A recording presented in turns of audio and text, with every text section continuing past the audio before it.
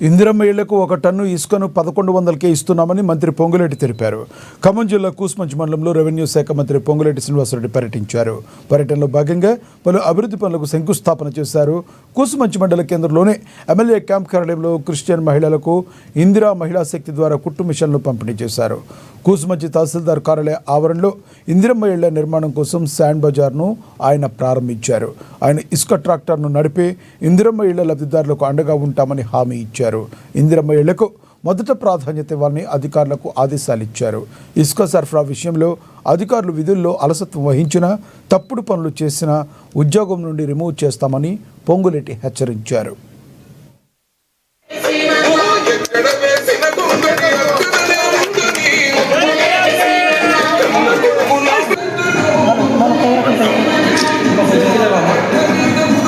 విడతల వారిగా ఆడబిడ్డల అర్హులైన ప్రతి పేదవాళ్ళకి ఇందిరమ్మ ఇల్లు వస్తది. అంటే ఈ ప్రభుత్వం పేదవాడి కోసమే నిత్యమో తాపత్రయపడి పేదవాడికి అండగా ఉండాలి అని, పేదవాడికి కష్టం కలగకుండా వీలైనంత రాష్ట్ర ప్రభుత్వం ఆదుకోవాలని ఈ ప్రభుత్వం మీకోసం మన కోసం పనిచేస్తుందన్నది నా కుటుంబ సభ్యులందరూ కూడా గమనించాలి. ఇక రాష్ట్రంలో జరుగుతున్న పరిస్థితులు మనకి తెలియంది కాదు. పేదోడికి ఇల్లు కట్టిస్తే నాకేం కమిషన్ వస్తుంది, నాకేమీ రాదు, కాబట్టే నేను పేదోడికి ఇల్లు కట్టను.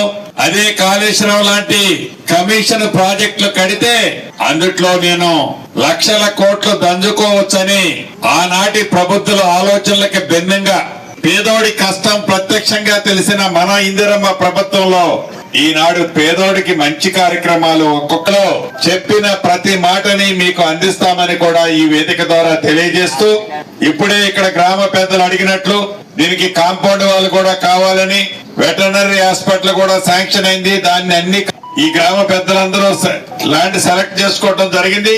కాబట్టి మంచి ప్లేస్ లో సెలెక్ట్ చేసుకున్నారు. అందరికీ మంచి జరగాలని కోరుకుంటూ, రాబోయే రోజుల్లో మీ దీవెనలతో ఉన్న ఈ ప్రభుత్వం ఎప్పుడు ఏ అవసరం వచ్చినా మీ దీవెనలో మళ్ళీ ఉండాలి అని కోరుకుంటూ